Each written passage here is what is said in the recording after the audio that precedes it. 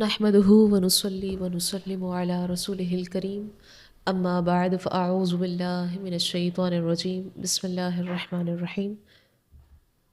رب اشرح لي صدري ويسر لي امري واحلل عقدة من لساني يفقهوا قولي ربنا آتنا في الدنيا حسنة وفي الآخرة حسنة وقنا عذاب النار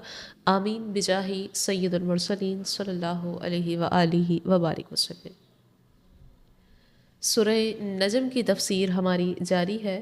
اور آج اس سورہ مبارکہ کے دوسرے رکوع کی تفسیر کا آغاز ہوگا۔ آیت نمبر 26 میں فرمان ہے، اور آسمانوں میں کتنے ہی فرشتے ہیں کہ ان کی سفارش کچھ کام نہیں آتی مگر جب کہ اللہ اجازت دے دے جس کے لیے چاہے اور پسند فرمائے۔ یعنی اللہ تبارک و تعالیٰ کی بارگاہ میں قرب اور مقام رکھنے کے باوجود فرشتے صرف اس کے لیے شفاعت کریں گے جس کے لیے اللہ تبارک و تعالیٰ کی مرضی ہو۔ یعنی اللہ تعالیٰ کی وحدانیت کا اقرار کرنے والے مومن کے لیے فرشتے شفاعت کریں گے، اور جب شفاعت کے معاملے میں فرشتوں کا یہ حال ہے تو بتوں سے شفاعت کی امید رکھنا انتہائی جہالت اور حماقت ہے، کیونکہ انہیں اللہ رب العزت کی بارگاہ میں نہ قرب حاصل ہے اور نہ کفار شفاعت کے اہل ہیں۔ پھر آیت نمبر 27 تا 29 میں فرمایا گیا، بے شک آخرت پر ایمان نہ رکھنے والے فرشتوں کے عورتوں جیسے نام رکھتے ہیں اور انہیں اس کا کوئی علم نہیں، وہ تو صرف گمان کے پیچھے ہیں، اور بے شک گمان یقین کی جگہ کچھ کام نہیں دیتا، تو تم اس سے منہ پھیر لو جو ہماری یاد سے پھرا اور اس نے صرف دنیاوی زندگی کو چاہا۔ فرمایا گیا کہ بے شک وہ لوگ جو آخرت میں دوبارہ زندہ ہونے پر یقین نہیں رکھتے، وہ اللہ تعالیٰ کے فرشتوں کو اس کی بیٹیاں بتا کر ان کے عورتوں جیسے نام رکھتے ہیں، حالانکہ انہیں خود بھی اس بات کا کوئی یقینی علم نہیں ہے کہ فرشتے اللہ تعالیٰ کی بیٹیاں ہیں، بلکہ وہ تو فرشتوں کو عورتیں کہنے میں صرف گمان کی پیروی کر رہے ہیں، اور اس بات میں کوئی شک و شبہ نہیں ہے کہ یقین کی جگہ گمان کچھ کام نہیں دیتا، کیونکہ حقیقت حال علم اور یقین سے معلوم ہوتی ہے، نہ کہ وہم و گمان سے۔ تو لہٰذا اے حبیب صلی اللہ علیہ وسلم، آپ اس سے منہ پھیر لیں جو ہمارے قرآن پر ایمان لانے سے پھرا اور اس نے صرف دنیاوی زندگی کو چاہا اور آخرت پر ایمان نہ لایا کہ اس کا طلبگار ہوتا اور آخرت کے لیے کچھ عمل کرتا۔ پھر مزید آیت مبارکہ میں فرمایا گیا، وَإِنَّ الظَّنَّ لَا يُغْنِي مِنَ الْحَقِّ شَيْئًا، اور بے شک گمان یقین کی جگہ کچھ کام نہیں دیتا۔ اس مقام پر ایک بات ذہن نشین رکھیں کہ علماء کرام نے جن شرعی مسائل کا حکم قرآن پاک یا احادیث طیبہ وغیرہ میں نہ پایا، تو ان مسائل کا شرعی حکم قرآن و حدیث وغیرہ میں موجود ان جیسے دیگر مسائل پر قیاس کرتے ہوئے بیان فرمایا، اور وہ قیاس جو قرآن پاک، حدیث پاک اور اجماع کے موافق ہو وہ بالکل حق ہے، جبکہ وہ قیاس جو اللہ اور اس کے رسول کے فرمان کے مقابلے میں ہو وہ ناحق بلکہ بعض صورتوں میں کفر ہے، اور یہاں آیت میں بھی اسی گمان کا ذکر ہے جو اللہ اور اس کے رسول صلی اللہ علیہ وسلم کے فرمان کے مقابلے میں ہو، نہ کہ اس گمان کا ذکر ہے جو کہ اللہ تعالیٰ اور اس کے رسول کے فرمان کے موافق ہو۔ قرآن و حدیث میں اس قیاس کے جائز ہونے کا ثبوت موجود ہے جو اللہ تعالیٰ اور اس کے رسول کے فرمان کے موافق ہو، جیسے اللہ تعالیٰ نے یہودیوں کا دنیاوی انجام بیان کرنے کے بعد ارشاد فرمایا، فَاعْتَبِرُوا يَا أُولِي الْأَبْصَارِ، تو اے آنکھوں والو عبرت حاصل کرو۔ یعنی ہر شخص اپنی عملی حالت کو ان کفار کی حالت پر قیاس کر لے تو اسے اپنا انجام خود ہی معلوم ہو جائے گا۔ اور ابو داؤد میں ہے کہ جب نبی کریم صلی اللہ علیہ وسلم نے حضرت معاذ رضی اللہ تعالی عنہ کو یمن کی طرف بھیجنے کا ارادہ فرمایا تو ان سے ارشاد فرمایا، جب تمہارے سامنے مقدمہ پیش ہوگا تو تم کیسے فیصلہ کرو گے؟ حضرت معاذ رضی اللہ عنہ نے عرض کی کہ اللہ تبارک و تعالیٰ کی کتاب سے فیصلہ کروں گا۔ رسول اللہ صلی اللہ علیہ وسلم نے فرمایا، اگر تم اللہ تعالیٰ کی کتاب میں اس کا حکم نہ پاؤ تو کیسے فیصلہ کرو گے؟ حضرت معاذ رضی اللہ عنہ نے عرض کی، اللہ تبارک و تعالیٰ کے رسول کی سنت سے فیصلہ کروں گا۔ حضور صلی اللہ علیہ وسلم نے ارشاد فرمایا اگر تم رسول اللہ صلی اللہ علیہ وسلم کی سنت میں اس کا حکم نہ پاؤ اور نہ ہی کتاب اللہ میں پاؤ تو کیسے فیصلہ کرو گے؟ حضرت معاذ رضی اللہ عنہ نے عرض کی میں اپنی رائے سے اجتہاد کروں گا اور حقیقت تک پہنچنے میں کوتاہی نہ کروں گا۔ ان کی بات سن کر حضور صلی اللہ علیہ وسلم نے ان کے سینے کو تھپکا اور فرمایا خدا کا شکر ہے کہ جس نے رسول اللہ صلی اللہ علیہ وسلم کے بھیجے ہوئے کو اس چیز کی توفیق بخشی جو اللہ کے رسول صلی اللہ علیہ وسلم کو خوش کرے۔ تو لہٰذا یہ جو تفسیر ہے زیر تفسیر آیت کو قیاس کا مطلقاً انکار کرنے کی دلیل نہیں بنایا جا سکتا۔ مزید آیت میں فرمایا گیا وَلَمْ يُرِدْ إِلَّا الْحَيَاةَ الدُّنْيَا، اور اس نے صرف دنیاوی زندگی کو چاہا۔ اس آیت سے معلوم ہوا کہ مشرکین نہ آخرت کو مانتے ہیں اور نہ وہاں کے لیے تیاری کرتے ہیں، بلکہ ان کی ہر کوشش دنیا کے لیے ہوتی ہے، اور فی زمانہ مسلمانوں کا حال یہ ہے کہ وہ کفار کی طرح آخرت کا انکار تو نہیں کرتے بلکہ انہیں قیامت قائم ہونے، مرنے کے بعد دوبارہ زندہ ہونے اور قیامت کے دن اعمال کے حساب اور ان کی جزا و سزا پر ایمان ہے، لیکن وہ آخرت کی تیاری سے انتہائی غافل اور صرف اپنی دنیا سنوارنے میں لگے ہوئے ہیں۔ آج مسلمان اپنی اولاد کو دنیاوی علوم و فنون کی تعلیم دینے اور اس کی تعلیم پر آنے والے بھاری اخراجات برداشت کرنے پر اس لیے تیار ہے کہ ان کی دنیا سنور جائے گی، جبکہ دینی اور مذہبی تعلیم دینے سے اس لیے کتراتے ہیں کہ کہیں ان کی دنیا خراب نہ ہو جائے۔ اور یہی وجہ ہے کہ آج کل دینی مدارس میں زیادہ تر تعداد ان طالب علموں کی نظر آتی ہے جن کا تعلق غریب گھرانوں سے ہے۔ نبی کریم صلی اللہ علیہ وسلم نے فرمایا اللہ تعالیٰ نے کوئی ایسی چیز پیدا نہیں فرمائی جو اسے دنیا سے زیادہ ناپسندیدہ ہو، اور اللہ تعالیٰ نے جب سے دنیا پیدا فرمائی ہے تب سے اس کی طرف نظر نہیں فرمائی۔ علامہ اسماعیل حقی رحمۃ اللہ تعالیٰ علیہ فرماتے ہیں اس سے مراد یہ ہے کہ اللہ رب العزت نے دنیا کو اصل مقصود نہیں بنایا بلکہ اسے مقصود تک پہنچنے کا راستہ بنایا ہے۔ اللہ تعالیٰ مسلمانوں کو ہدایت عطا فرمائے اور آخرت کی تیاری کی توفیق عطا فرمائے، آمین۔ آگے آیت نمبر 30 میں فرمایا یہ ان کے علم کی انتہا ہے، بے شک تمہارا رب اسے خوب جانتا ہے جو اس کی راہ سے بہکا، اور وہ خوب جانتا ہے جس نے ہدایت پائی۔ اس آیت کا ایک معنی یہ ہے کہ وہ کفار اس قدر کم عقل اور کم علم ہے کہ انہوں نے آخرت پر دنیا کو ترجیح دے دی۔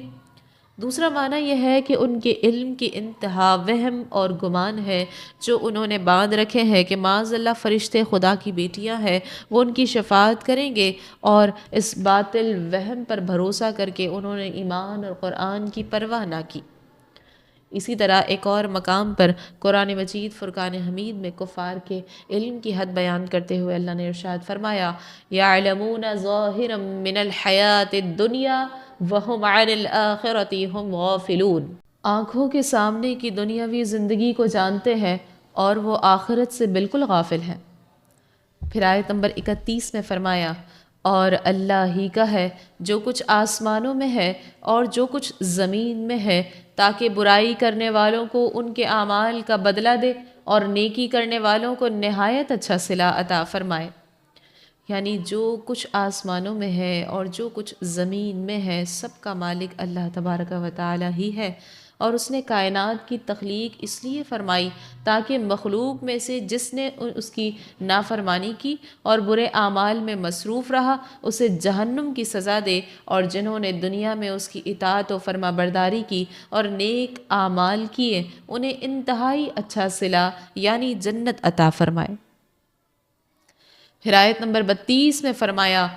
وہ جو بڑے گناہوں اور بے حیائیوں سے بچتے ہیں مگر اتنا کہ گناہ کے پاس گئے اور رک گئے، بے شک تمہارے رب کی مغفرت وسیع ہے، وہ تمہیں خوب جانتا ہے۔ جب اس نے تمہیں مٹی سے پیدا کیا اور جب تم اپنی ماؤں کے پیٹ میں حمل کی صورت میں تھے تو تم خود اپنی جانوں کی پاکیزگی بیان نہ کرو، وہ خوب جانتا ہے اسے جو پرہیزگار ہوا۔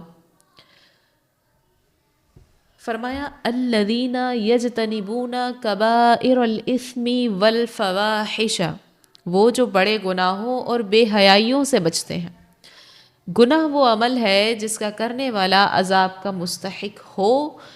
یا یوں کہہ لیں کہ ناجائز کام کرنے کو گناہ کہتے ہیں۔ بہرحال گناہ کی دو قسمیں ہیں، صغیرہ اور کبیرہ۔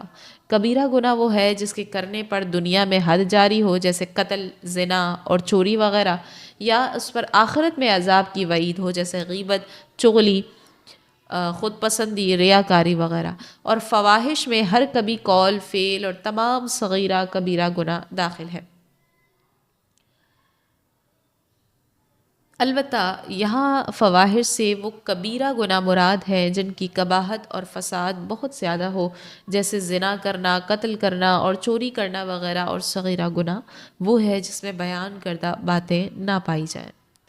آیت کا خلاصہ یہ ہے کہ نیکی کرنے والے وہ لوگ ہیں جو بڑے گناہوں اور بے حیائیوں سے بچتے ہیں، مگر اتنا کہ گناہ کے پاس گئے اور رک گئے،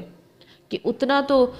کبیرہ گناہوں سے بچنے کی برکت سے معاف ہو جاتا ہے۔ بے شک تمہارے رب کی مغفرت وسیع ہے، تو جو گناہ چاہے بغیر توبہ کے معاف کر دے۔ یہاں پر یہ بات یاد رکھیے کہ بے شک اللہ تبارک و تعالیٰ کی رحمت اور مغفرت یہ بہت وسیع ہے، وہ چاہے تو بڑے سے بڑے گناہ گار مسلمان کو بغیر توبہ کے معاف کر دے۔ البتہ گناہوں کی معافی کے معاملے میں اصول یہ ہے کہ کبیرہ گناہ سچی توبہ کرنے سے مسلمان جو ہے وہ معاف ہو جاتے ہیں،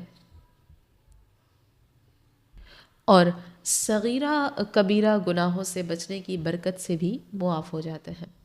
لیکن اگر کوئی صغیرہ گناہ مسلسل کرتے رہے تو وہ صغیرہ نہیں رہتا بلکہ کبیرہ گناہ بن جاتا ہے، جیسا کہ حضرت عبداللہ بن عباس رضی اللہ عنہما سے روایت ہے، رسول اللہ صلی اللہ علیہ وسلم نے فرمایا، توبہ کرنے سے کبیرہ گناہ باقی نہیں رہتا، اور صغیرہ گناہ کرتے رہنے سے صغیرہ نہیں رہتا بلکہ کبیرہ بن جاتا ہے۔ کبیرہ گناہوں سے بچنے کی فضیلت کے بارے میں اللہ تبارک و تعالی نے ارشاد فرماتا ہے، اِن تَجْتَنِبُوا كَبَائِرَ مَا تُنْهَوْنَ عَنْهُ نُكَفِّرْ عَنْكُمْ سَيِّئَاتِكُمْ وَنُدْخِلْكُمْ مُدْخَلًا كَرِيمًا۔ اگر کبیرہ گناہوں سے بچتے رہو جن سے تمہیں منع کیا جاتا ہے تو ہم تمہارے دوسرے گناہ بخش دیں گے اور تمہیں عزت کی جگہ داخل کریں گے۔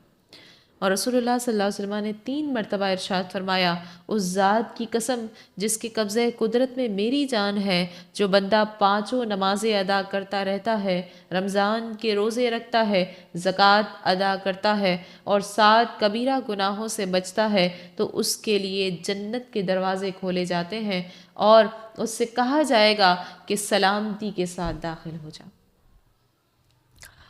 پھر آیت میں مزید فرمایا گیا، ہوا اعلم بکم، وہ تمہیں خوب جانتا ہے۔ یہ آیت ان لوگوں کے بارے میں نازل ہوئی جو نیکیاں کرتے اور اپنے عملوں کی تعریف کرتے تھے اور کہتے تھے کہ ہماری نمازیں، ہمارے روزے، ہمارے حج۔ اس پر اللہ تعالیٰ نے ارشاد فرمایا کہ اے ایمان والو، تم فخریہ طور پر اپنی نیکیوں کی تعریف نہ کرو، اور جس کی حقیقت کے بارے میں تم نہیں جانتے اس کے بارے میں یہ نہ کہو کہ میں اس سے بہتر ہوں، میں اس سے زیادہ پاکیزہ ہوں اور میں زیادہ متقی ہوں، کیونکہ اللہ تبارک و تعالیٰ اپنے بندوں کے حالات کو خود جاننے والا ہے۔ وہ ان کی ہستی کی ابتدا سے لے کر آخری ایام تک کے جملہ احوال جانتا ہے۔ وہ ان بندوں کو خوب جانتا ہے جو پرہیزگار ہیں، اور اسی کا جاننا کافی ہے، کیونکہ وہی جزا دینے والا ہے۔ لہٰذا دوسروں پر اپنے اعمال کا اظہار اور نام و نمود سے کیا فائدہ۔ ابو البرکات عبداللہ بن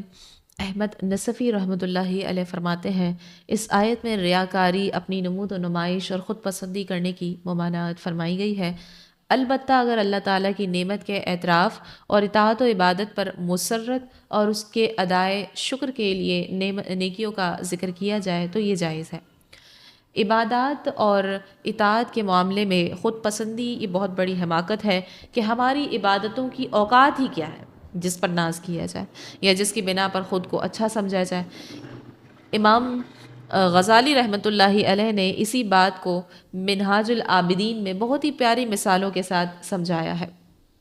یہاں صرف ایک مثال دی جاتی ہے، فرماتے ہیں کہ جب کوئی بڑا بادشاہ تحفہ اور تحائف پیش کرنے کی اجازت دے اور اس کی خدمت میں امیر ترین لوگ، بادشاہ، بڑے بڑے مرتبے اور منصب والے رئیس اور عقل مند لوگ طرح طرح کے قیمتی جواہرات، بہترین ذخیرے، بے حساب مال و دولت کے تحائف پیش کرنے لگے۔ پھر اگر کوئی سبزی بیچنے والا معمولی قسم کی سبزی یا کوئی دیہاتی کم قیمت انگور کا خوشہ لے کر ان بڑے بڑے رئیسوں اور دولت مندوں کی جماعت میں گھس جائے